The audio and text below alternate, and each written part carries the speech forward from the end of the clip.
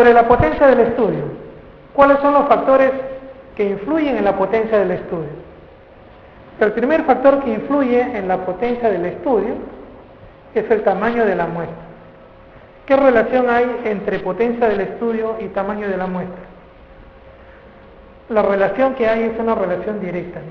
A mayor tamaño de muestra, mayor potencia del estudio. A menor tamaño de muestra, menor potencia del estudio. Entonces, la relación es directa. El otro factor que influye es el nivel de significación estadística. ¿Qué pasa si nosotros disminuimos el nivel de significación estadística? ¿Qué pasa con la potencia? Disminuye, no están en la misma fila, ¿no? ¿Recuerdan? En este lado estaba significación estadística y potencia del estudio. Si yo reduzco el nivel de significancia, reduzco la potencia. Si yo incremento el nivel de significancia, incremento la potencia. Entonces, la relación que hay entre el nivel de significación estadística y la potencia es una relación directa.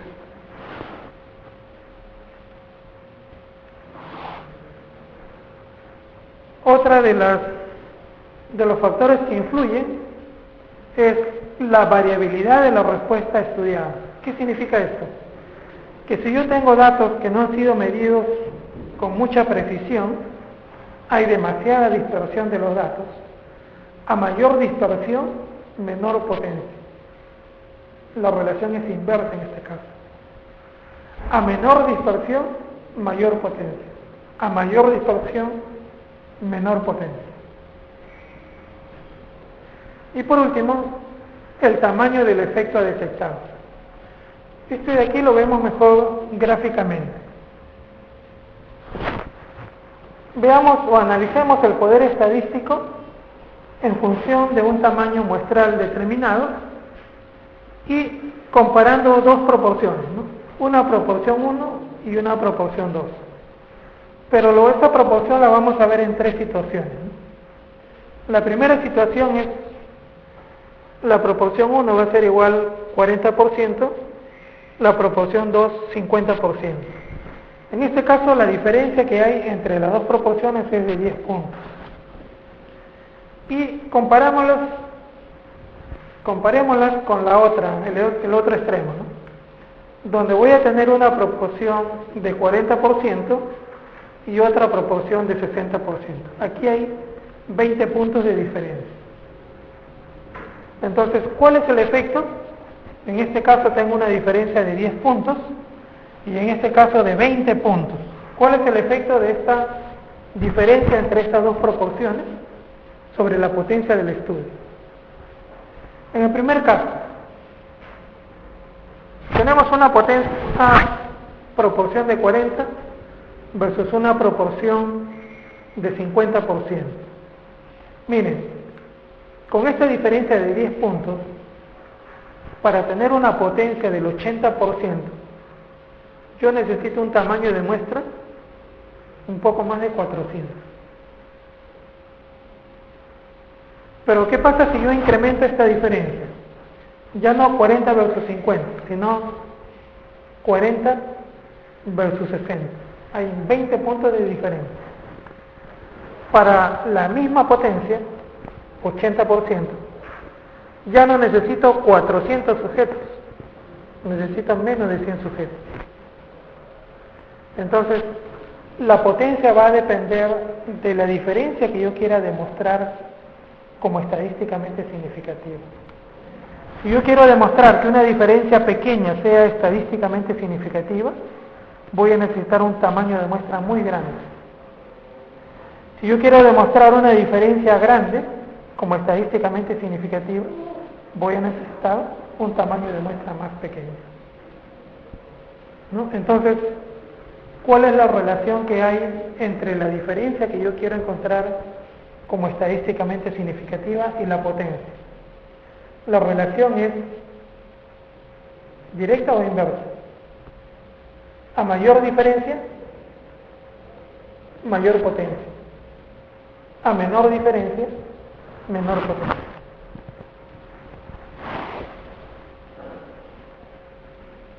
Bueno, esto es lo mismo. En el caso aquí quiero demostrar la diferencia de dos proporciones. En este caso voy a demostrar la diferencia entre dos promedios.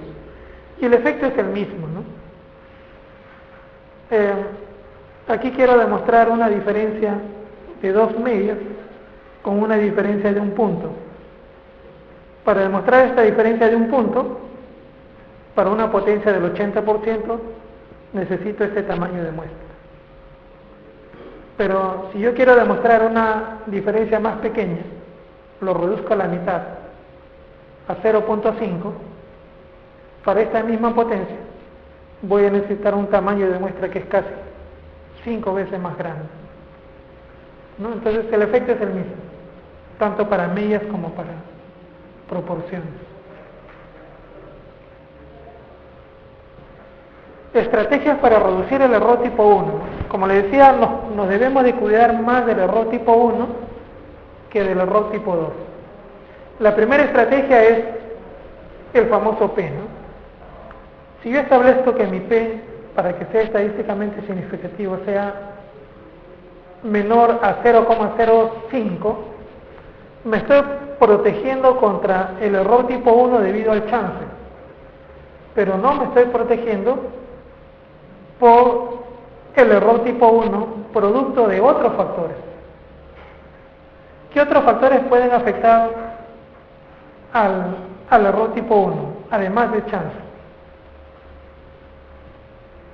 Los sesgos y los factores de confusión. Entonces nosotros podemos, me explico mejor. En un estudio nosotros podemos encontrar una diferencia estadísticamente significativa, menos de 0.005. Por decir, encuentro 0.001. ¿No? Es un P significativo. Pero este P significativo puede deberse, primero, al chance, al azar. Segundo, puede ser porque he cometido un sesgo. Medí mal las variables, no capacité personal, no hice supervisión, no calibré los equipos, etc. Cometí sesgos y esos sesgos van a influir sobre los resultados del estudio. Entonces, esa diferencia estadísticamente significativa no es producto del chance, sino es producto de los sesgos que he cometido. Y eso es frecuente en los estudios observacionales. Pero también puede ser por confusión. Recuerden que los factores de confusión lo que hacen es tratar de encontrar, o lo que hacen es tratar, influyen sobre una aparente relación, una aparente asociación entre una exposición y una enfermedad. Pero esa aparente asociación entre una exposición y una enfermedad no es producto de la exposición, es producto de una tercera variable que se le llama factor de confusión. Entonces, no toda diferencia estadísticamente significativa es producto del azar, producto del chance. Puede ser producto de sesgo, puede ser producto de confusión, ¿no? A eso se refiere este primer ítem. ¿De qué otra manera puedo reducir el error tipo 1? Utilizando el método más preciso y exacto. ¿Para qué? Para tener menor variabilidad al medir la variable. Si yo tengo menor variabilidad al medir la variable, lo que estoy haciendo es protegerme contra el error tipo 1. ¿Qué significa esto? Que cuando hacemos la medición de la variable, debemos utilizar el método más preciso y exacto. Por ejemplo, entre un tensiómetro anaeroide y uno de mercurio, utilizar uno de mercurio que es más preciso y más exacto. Entre una balanza digital y una balanza, ¿cómo le llaman las otras? Esa que tenemos en los baños para pesarnos todos los días, que no es digital. Bueno, entre una balanza común y corriente, esa que tiene las agujas, ¿no? Y que tiene, creo, como mínima cantidad de diferenciación, 100 gramos, creo. Versus una balanza digital que me permite medir hasta en gramos, preferir utilizar la balanza digital, ¿no? ¿Qué estoy haciendo con eso? Lo que estoy haciendo es protegerme contra el error tipo 1, utilizando una técnica de medición más precisa y más exacta. Estrategias para reducir el error tipo 2, incrementando el tamaño de muestra. A mayor tamaño de muestra, mayor potencia. Al incrementar la potencia, ¿qué pasa con el error tipo 2? Si yo incremento la potencia, el error tipo 2 se reduce. Estimando un tamaño de muestra adecuado, estableciendo grandes diferencias en nuestras hipótesis, lo que yo le decía. En lugar de considerar una diferencia de 5, considerar una diferencia de 10.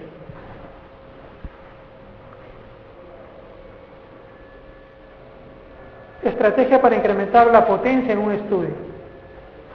Incrementando el tamaño de muestra, estimando un tamaño de muestra adecuado y también utilizando el método más preciso y exacto, ¿no? Para reducir la variabilidad en el tamaño en la medición de la variable. Entonces, en la prueba de hipótesis, regresando a la pregunta, ¿el investigador comete un error tipo 2 o beta cuándo?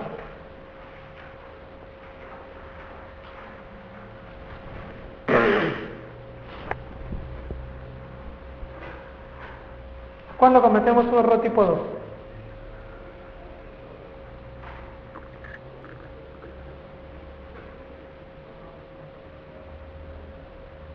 ¿Cuándo?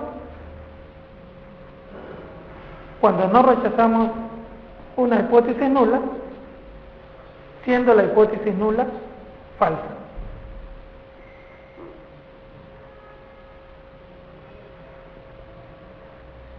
La determinación de la asociación entre dos variables cualitativas se realiza utilizando ¿qué tipo de prueba? Chi cuadrado, ¿no?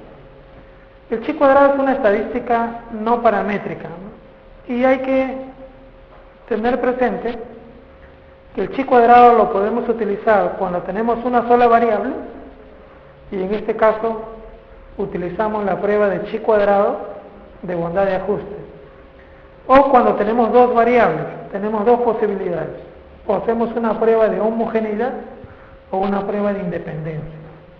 ¿Cuál es la diferencia entre estos tres tipos de pruebas?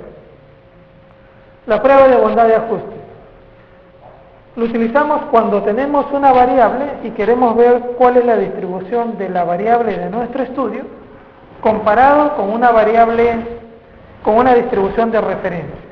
Es decir, yo quiero saber si mis datos tienen una distribución normal. Por ejemplo, voy a comparar mis datos con el patrón de la referencia, que es la distribución normal. En este caso utilizo una prueba de chi cuadrado de bondad de ajuste. ¿Cuándo utilizamos un chi cuadrado de homogeneidad? Cuando lo que queremos demostrar es que dos muestras proceden de una misma población. Y el tercero es el chi cuadrado de independencia. ¿Cuándo utilizamos el chi cuadrado de independencia? Cuando lo que quiero demostrar es que dos variables están asociadas o están relacionadas. Entonces, de los tres chi cuadrados, el más utilizado por nosotros, por lo menos, es el chi cuadrado de independencia, ¿no? Porque lo utilizamos para ver si hay o no hay asociación o relación entre dos variables. Chi cuadrado de homogeneidad es menos usado y mucho menos todavía el chi cuadrado de bondad de ajuste. Bueno, ¿cómo calculamos el chi cuadrado? Vamos a pasar esto. Solo para mencionarles que el chi cuadrado lo vamos a utilizar ¿cuándo? Bueno, tengo que regresar para explicarle las dos tablas. Quería pasarme pero no voy a poder. Bueno, de manera rápida. Tenemos un estudio, tenemos 40 sujetos, 20 hombres, 20 mujeres.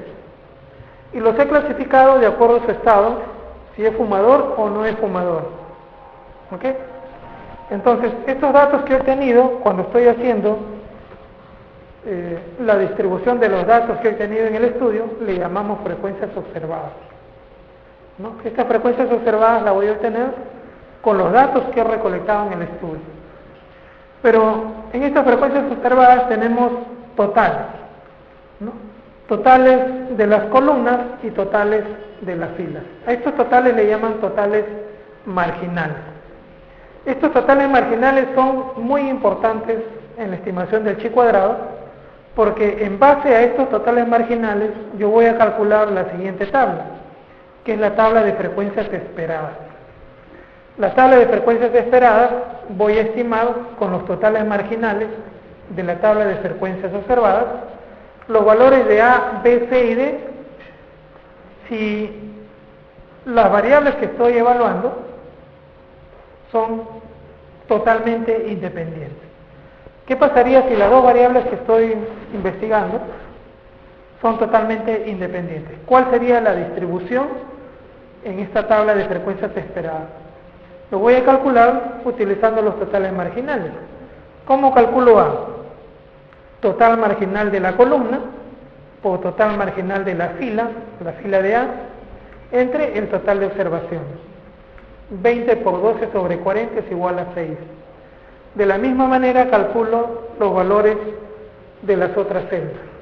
Y finalmente voy a tener los valores esperados de las 4 celdas. ¿Cuándo voy a utilizar el chi cuadrado? Cuando los valores en esta tabla de frecuencias esperadas de cada una de las celdas es mayor o igual a 5. Basta que una de estas celdas sea menor a 5 y ya no puedo utilizar el chi cuadrado. En ese caso voy a utilizar la prueba alternativa al chi cuadrado, que es el test de Fisher-Exact, ¿no? El test de Fisher-Exact o la prueba de corrección de Yates son dos pruebas diferentes.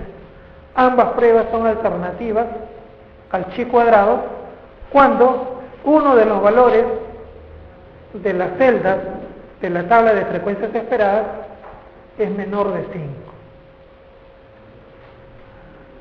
Ok, entonces la asociación entre dos variables cualitativas la realizamos utilizando el chi cuadrado. ¿Pero qué chi cuadrado? ¿De independencia, homogeneidad o de bondad de ajuste? Chi cuadrado de independencia, ¿no? Porque lo que quiero es determinar asociación o relación entre dos variables. Chi cuadrado de independencia. Se hace un estudio para encontrar la relación entre diabetes e hipertensión arterial, consideradas como variables cualitativas. La prueba de hipótesis a elegir es: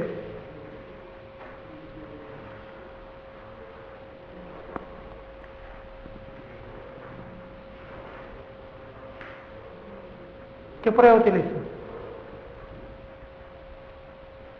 Variables cualitativas. Descartamos las T, ¿no? Porque las T es para variables cuantitativas. Y el análisis de varianza también es para variables cuantitativas.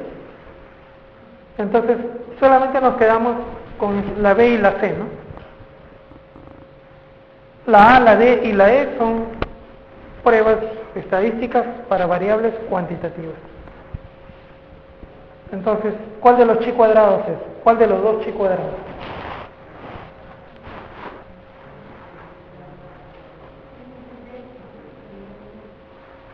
Chi cuadrado de independencia. No, porque lo que quiero es determinar si la hipertensión arterial está o no asociada con la diabetes. Chi cuadrado de independencia. ¿Cómo sería un chi cuadrado de homogeneidad? Vamos a suponer que tengo dos grupos. ¿Ok? Tengo aquí 100 participantes y 100 participantes. Y se han seleccionado dos muestras. Entonces, yo quiero determinar si estas dos muestras proceden de una misma población. En este caso la población son todos los participantes. Y quiero determinar si la proporción de mujeres en este grupo es igual a la proporción de mujeres, o de esta muestra que he tenido de este grupo es igual a la proporción de mujeres de esta muestra que he tenido de este segundo grupo. Selecciono 10 participantes. Y supongamos que aquí encuentre la proporción 50% de mujeres y aquí 48% de mujeres. La pregunta es, ¿estas dos muestras proceden de una misma población o proceden de poblaciones diferentes? Si todos son participantes de una sola aula, de una sola población, yo esperaría que las dos proporciones sean iguales. Entonces, en este caso yo utilizo una prueba chi cuadrado de homogeneidad. Si ambas pruebas son iguales, no voy a encontrar diferencia. 48% versus 50% va a ser igual, ¿no? En este caso utilizo chi cuadrado de homogeneidad, cuando lo que quiero demostrar es si dos muestras proceden o no de una misma población. Que es muy diferente al chi cuadrado de independencia. Chi cuadrado de independencia lo que busca es determinar, ¿hay o no hay asociación entre dos variables?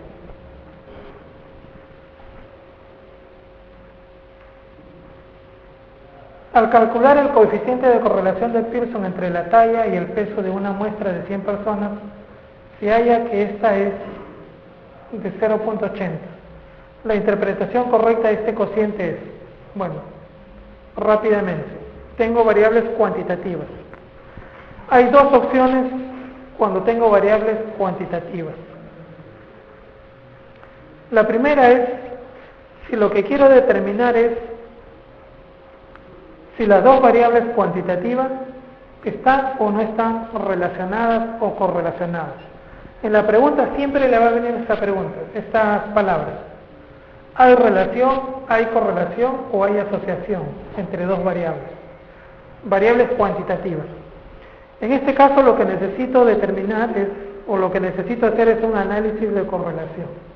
En cambio, cuando tengo dos variables cuantitativas y lo que quiero determinar es, o lo que quiero es predecir una variable en función de la otra, lo que tengo que hacer es un análisis de regresión.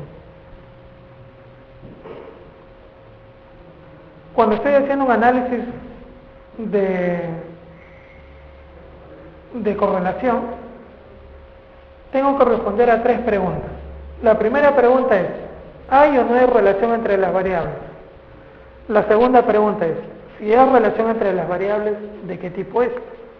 Y la tercera pregunta es, ¿cuál es la magnitud o la fuerza de la correlación? En este ejemplo vemos que aparentemente hay una relación entre el peso y la talla. Para eso estimamos el coeficiente de correlación de Pearson, ¿no? El coeficiente de correlación de Pearson no es necesario que se aprendan la fórmula. Es útil cuando queremos determinar si hay una relación lineal. Ojo, solo permite estimar si hay relación lineal entre dos variables, no para otro tipo de relación, porque puede haber una relación cuadrática, logarítmica, cúbica, etc. Solo es válido para determinar si hay relación lineal entre dos variables. ¿Cuáles son las propiedades del coeficiente de correlación de Pearson? Primera propiedad es adimensional, no tiene unidades, sus valores van desde -1 a +1. Si el valor es 0, decimos de que no hay correlación o las variables están incorreladas. Si el valor es igual a -1, decimos de que hay una relación inversa perfecta. Si es +1, lo contrario, hay una relación directa perfecta. Y los valores de la correlación, no hay un consenso respecto a las escalas, pero esta es una de las tantas escalas que hay. Van desde 0 hasta 1, como le decía, de 0 a 2, de 0 a 0.2 es mínima, de 0.2 a 0.4 es baja, de 0.4 a 0.6 moderada, de 0.6 a 0.8 buena, y más de 0.8 es muy buena correlación. Esta misma escala se utiliza cuando los valores son negativos. Ejemplos. Aquí vemos una correlación positiva de un R igual a 0.8. Entonces, ¿cómo interpretamos este R igual a 0.8? La primera pregunta que queremos responder es si hay o no hay correlación. ¿Qué podemos decir? ¿Hay o no hay correlación?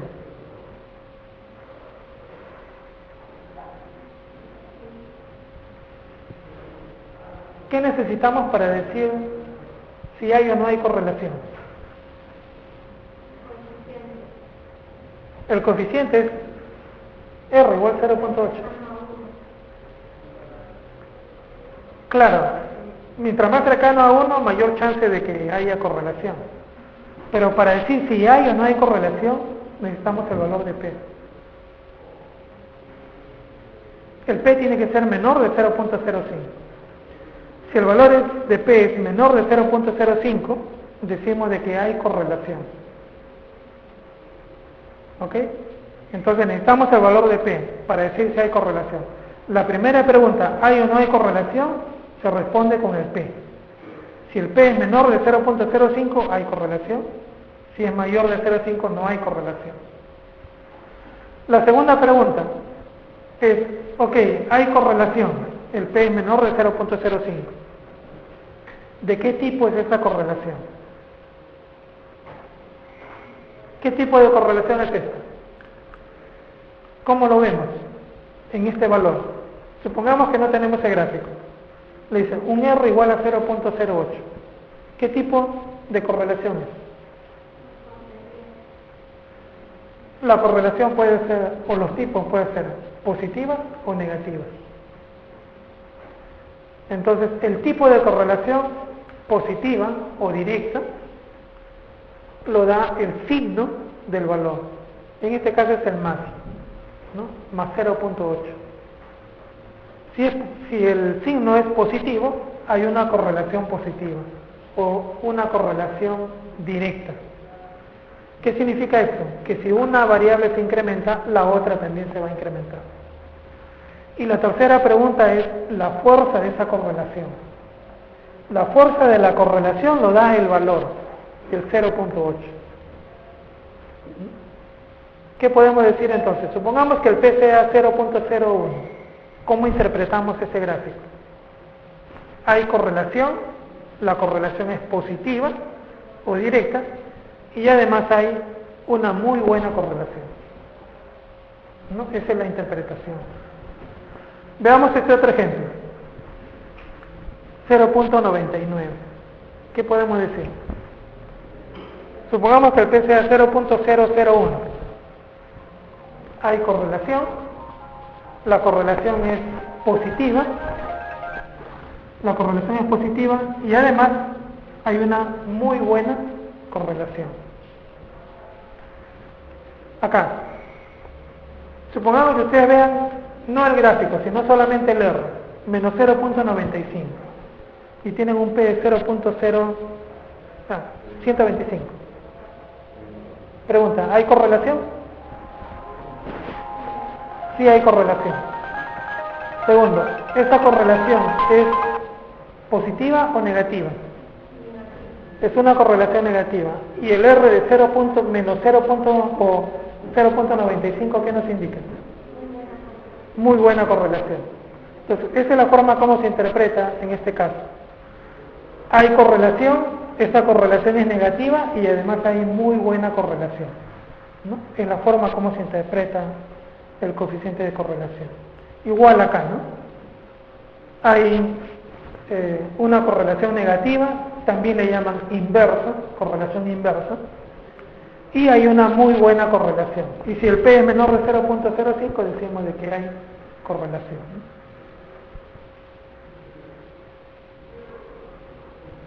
Pero el coeficiente de correlación de Pearson solamente lo vamos a utilizar cuando las variables sean cuantitativas continuas y además tengan distribución normal. ¿Qué pasa si la distribución no es normal? Ya no puedo utilizar el coeficiente de correlación de Pearson. En este caso voy a utilizar la alternativa o las alternativas al coeficiente de correlación de Pearson, que son el coeficiente de correlación de Spearman y la T o tau de Kent, cualquiera de las dos. De las dos, obviamente, la más utilizada como alternativa al coeficiente de correlación de Pearson es el coeficiente de correlación de Spearman. Y el coeficiente de correlación de Spearman se interpreta exactamente igual al coeficiente de correlación de Pearson.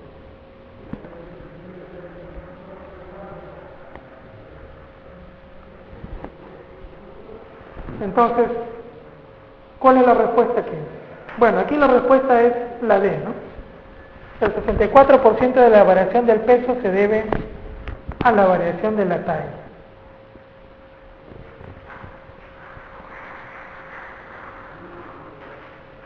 El test estadístico que se utiliza para probar una hipótesis nula con respecto a la media de una población menor de 30, pero que no sigue una distribución normal es...